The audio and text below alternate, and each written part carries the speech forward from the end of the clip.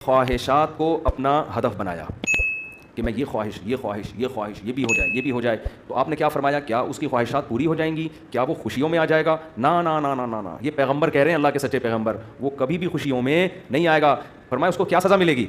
جعل اللہ من کانت الدنیا ہمہ جعل اللہ فقرہ بین عینیہ، دولت کے پیچھے بھاگے گا نا تو اللہ اس کے سامنے فقر و فاقہ کا خوف رکھ دیں گے۔ سمجھ رہے ہو؟ دولت کے پیچھے بھاگ رہا ہے، آ رہی ہے، مل بھی رہی ہے، لیکن خوف کیا ہوگا کہ یہ مجھ سے چھن نہ جائے، اس بات کی ٹینشن، یار یہ ختم نہ ہو جائے، یار یہ چھن نہ جائے، یار کوئی کاروبار کو نقصان نہ ہو جائے۔ بڑے بڑے کروڑ پتی فیکٹریوں کے مالک آتے ہیں، کہتے ہیں کہ لاشعوری سا خوف ہمیں ستاتا ہے، دنیا کی ہر نعمت ان کے پاس، مگر دماغ میں نا کہہ رہے ہیں ہمیں خود بھی نہیں پتا ہم ڈر کس چیز سے رہے ہیں، لیکن سکون نہیں ہے، ایک لاشعور میں خوف ہے جو ہمیں مسلسل ستا رہا ہے۔ یہاں ایک آیت کئی سال پہلے، سفید ٹوپی، پوری پراپر داڑھی اور جناب سفید کرتا، بڑے ایسے نورانی چہرہ اور پکے نمازی تھے، بہت بڑے تاجر، مجھے کہنے لگے مفتی صاحب میں ایک دل کی بات آپ سے شیئر کرنا چاہتا ہوں۔ میں نے کہا جی۔ کہنے میں نماز بھی پڑھتا ہوں، روزے بھی رکھتا ہوں، اہل اللہ کی صحبت میں بھی بیٹھتا ہوں، اور لیکن پتہ نہیں میرے دل میں سکون نہیں ہے، میرے دل میں سکون نہیں ہے۔ میں نے کہا آپ فیکٹری کے مالک ہیں، کوئی پرابلم ہے تو بتائیں۔ کہہ رہے نہیں کوئی پرابلم بھی نہیں ہے۔ میں نے کہا آپ کے ساتھ بے سکونی پتہ ہے کیا؟ میں جانتا ہوں آپ کی بے سکونی، آپ کو یہ ڈر ہے کہ اس فیکٹری کا کوئی نقصان نہ ہو جائے، جیسی زندگی ابھی ہے پتہ نہیں یہ ہمیشہ ویسی رہے گی بھی یا نہیں رہے گی۔ تو نماز تو آپ نے پڑھ لی، آپ نے زکاتیں بھی دے دیں، آپ نے روزے بھی رکھ لیے، لیکن یہ جو لاشعور میں خوف ہے نا، اس خوف کا کوئی ازالہ کرنے والا نہیں ہے، کیونکہ آپ کو پتہ ہے یہ شیورٹی، یہ گارنٹی کوئی بھی نہیں لے سکتا کہ تمہیں نقصان کبھی بھی نہیں ہو سکتا، کیونکہ آپ نے اپنی زندگی میں دیکھا ہے بڑے بڑے کاروبار چلتے ہوئے ٹھپ ہو جاتے ہیں، لوگ روڈ پہ آ جاتے ہیں۔ کہہ رہے ہیں بالکل آپ صحیح کہہ رہے ہیں، مجھے یہی خوف ہے۔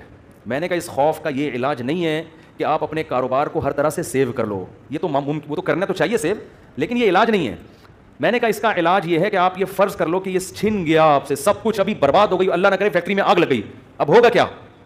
یعنی کیا ہوگا؟ میں نے کچھ بھی نہیں ہوگا، صبح 2 پراٹھے آپ پھر بھی کھاؤ گے، رات کو سونے کے لیے چھپڑا آپ کو گندے نالے پہ یا فٹ پاتھ پہ مل جائے گا، کوئی بات نہیں، انجوائے کرنا، دنیا مسافر خانہ ہے، رہنے کی جگہ بولو نہیں، ہماری بیسک ضرورت ہے، جب شدید بھوک لگے، بھوک برداشت نہیں ہوتی ہے، کھانے کو روٹی مل جائے، یہ بیسک ضرورت ہے، نیند آئے تو سونے کے لیے جگہ مل جائے۔ یہ نیند ایسی عجیب چیز ہے، آپ اگر نہیں سونا، ایک وقت آتا ہے کہ آپ بچوں کے بھی نا تو کانٹوں پہ بھی نیند آ جائے گی آپ کو۔ اب جیسے میرے ساتھ ہوتا ہے نا، نیند نہیں ہو رہی، ایک وقت جب بہت زیادہ جمع ہو جاتی ہے، پھر ہم نہیں بھی سونا چاہ رہے ہوتے ہیں، سو رہے ہوتے ہیں۔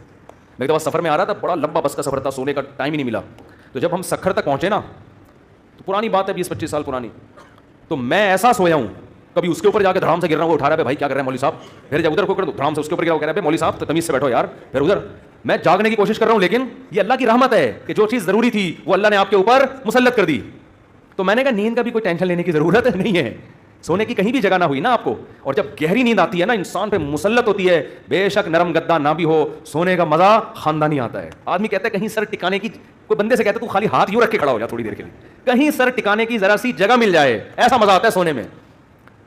وہ جو سبزی والا جو میرے پیسے لے کے بھاگا تھا نا، وہ ٹھیلے پہ سوتا تھا رات کو، وہ رات کو ٹھیلے پہ سوتا تھا، اس کو سکون تھا نا، اس کی سکون نہیں تھا اصل میں، وہ تھک اتنا جاتا تھا نا فراڈ کر کے ادھر سے پیسے، تو رات کو آ کے اب اس کو جگہ نہیں ملی، تو میں نے کہا بتائے گا ٹھیلے پہ سو رہا ہے وہ، مزدور لوگوں کو دیکھ لو نا آپ، جہاں جگہ ملے سو جاتے ہیں وہ۔ تو میں نے ان سے کہا کہ ٹینشن لینے کا نہیں ہے، آپ کی بیسک ضرورت نیند ہے، وہ آ جائے گی، کہیں بھی آ جائے گی، بیٹھے بیٹھے سو جاؤ گے، اور کھانے کی ضرورت اتنا رزق اللہ انشاءاللہ آپ کو دے دے گا۔ اور شدید بھوک میں تو میرے بھائی دال میں بھی وہ مزہ آتا ہے جو ایک مالدار کو قورمے بریانی میں، شدید بھوک لگ رہی ہو نا، دال کھانے کا اپنا مزہ ہے۔ میں نے کہا دال مل جائے گی۔ پھر کہنے لگے بیوی بچوں کا کیا ہوگا جب اتنی غربت ہوگی، خطرہ ہوگا تو بھاگ جائیں گے۔ میں نے کہا جو خود سے بھاگے اسے بھاگنے دو، ٹھیک ہے نا، جو خود سے بھاگے اسے کوئی ٹینشن، مسافر خانہ ہے نا بھائی۔ نیک بیوی تو وہ ہوتی ہے جو آپ کی شریکہ حیات ہے، جب دولت تھی اس وقت بھی ساتھ، جب غربت تھی اس وقت بھی ساتھ۔ تو اگر غربت میں وہ بھاگ گئی، بولو اے اللہ اچھا ہوا تو نے زندگی میں ہی جان چھڑا دی، کیا خیال ہے بھائی؟ اور میں نے کہا جب دوبارہ پیسہ آئے تو پھر اس کو لے کے نہ ہو، بولو اب وہیں رہو، اب کیا کرنا ہے وہیں رہو۔ غیرت مند آدمی تھوڑی ایسی چیزیں پالتا ہے، لیکن تو میں نے کہا بھاگتا بھاگتا کوئی ہے نہیں آج کل، لیکن اگر بھاگ گئی ٹینشن نہیں، مسافر خانہ ہے، ویسے بھی مر جاتے تو قبر میں دفنا کے آ جاتی وہ، تو کوئی ٹینشن نہ لو میرے بھائی، کسی چیز کی ٹینشن لینے کا بالکل بھی نہیں ہے۔ ہم مسافر خانہ ہے، ہماری فیکٹریوں کو اللہ نہ کرے آگ نہ بھی لگے تو بھی تو مرنا ہے نا۔ ارے فیکٹری تم نہیں مرے، فیکٹری مر گئی، یہ زیادہ اچھا ہے، اس سے بہتر کہ تم مر جاتے اور فیکٹری بچ جاتی۔ کوئی فرشتہ آئے اور کہے اللہ نے مجھے حکم دیا ہے اس کی فیکٹری کو آگ لگوا دو، لیکن اس کو آپشن دے دو کہ تو مرے تیری فیکٹری کو مار دیں۔ آدمی کہتا ہے بھائی مزدوروں سمیت مار دے اس پوری فیکٹری، مجھے بچا لو، یہی ہوگا نا، مجھے بچا لو۔ تو ان کو تھوڑا سکون ہے. میں نے کہا آپ کا مسئلہ یہ ہے کہ آپ نماز پڑھتے ہیں, علماء کے پاس ہی بیٹھتے ہیں, مگر آپ نے دل میں دنیا کی محبت کے گٹر ابل رہے ہیں آپ کے. ہمارے حضرت فرمایا کرتے تھے بہت سے لوگ ایسے ہیں, بڑی بڑی داڑیاں, تہجد گزار اور جناب بڑے ہر بات پہ درود شریف, لیکن دل میں دنیا کی محبت کے گٹر پالے ہوئے ابل رہے ہیں. یہ ایسے جیسے اللہ کی محبت کے چشمے ابلتے ہیں نا, تو دنیا کی محبت کے چشمے نہیں ابلتے, گندگی کے گٹر ہیں جو ابلتے ہیں. تو کہتے ہیں ان کے دل میں گندگی نہیں ہے, گندگی کے دنیا کی محبت کی جو ایک گٹر ہے نا, گٹر, وہ گٹر ابل رہے ہیں. جس کو یہ مثال سمجھ میں نہ آتی ہو, بارشوں میں ہماری گلی کو آ کے دیکھ لیا کرے گٹر کیسے ابلتے ہیں, تو وہ پتہ چل جائے گا کہ یہ ہے جو گند نکلا ہوا ہے. اس گند کو نکالو. کیا کہا پیغمبر نے ہود علیہ السلام نے اپنی قوم سے, صالح علیہ السلام نے اپنی قوم سے, تتخذون مصانع لعلکم تخلدون, اے میری قوم تم گھر اتنے مضبوط بناتے ہو جیسے تم نے ہمیشہ رہنا ہے, اتنا پیسہ ان دیواروں میں کیوں پھونک رہے ہو؟ حالانکہ وہ حلال پیسوں سے گھر بنا رہے تھے بھائی, حرام سے تھوڑی بنا رہے تھے, حرام سے نہیں بنا رہے. پھر بھی پیغمبر اعتراض کر رہے ہیں کہ موت کو بھول گئے ہو تم, اتنا سریا بنیادوں میں ڈالا جا رہا ہے. لوگ بتا رہے تھے ہم نے یہ سریا ڈالا. میں کہتا ہوں اپنی ہڈیوں میں تو کیلشیم ہے نہیں تمہارے, پہلے اپنی ہڈیوں میں سریا ڈالو بھائی. ہڈیاں بوسیدہ ہو رہی ہیں, کھوکھلی ہو رہی ہیں, اور مکان کی مضبوطی پہ انسان فخر کر رہا ہے, تو نکالو اس گٹر کو, ایسے جھٹک دو. ہمارے حضرت ایک ذکر بتایا کرتے تھے کہ رات کو نا تنہائی میں بیٹھ کے یہ ذکر کیا کریں. یہ ذکر حدیث سے ثابت نہیں ہے, صرف ٹریننگ کے لیے ہے, ٹریننگ کے لیے, اپنی اصلاح کے لیے, اس لیے اس کو سننا سمجھنا جائز نہیں ہے. وہ ذکر کرواتے تھے, بہت سے اکابر کرواتے ہیں یہ کہ لا الہ الا اللہ. لا الہ میں کیا کرنا ہے؟ گردن یہاں لے کے جانی ہے. لا الہ کوئی معبود نہیں, یہ تصور کر رہے ہیں دل سے اللہ کے علاوہ سب چیزیں نکل رہی ہیں, نکال کے باہر پھینک رہا ہوں. اس تصور کا نا بڑا اثر پڑتا ہے دل کے اوپر. لا الہ سب نکال کے, بحریہ ٹاؤن نکالو سب سے پہلے اس میں سے. ہاں بحریہ, آپ کو نہیں پتا بحریہ ٹاؤن کا, آپ باہر سے آئے نا. ہمارے یہاں وہ کامیاب ہے جو بحریہ ٹاؤن ہے, اور وہ ناکام ہے جو بحریہ ٹاؤن نہیں ہے. تو ہمارے یہاں جنت الفردوس میں ریاض ملک ہے جس کا بحریہ ٹاؤن ہے.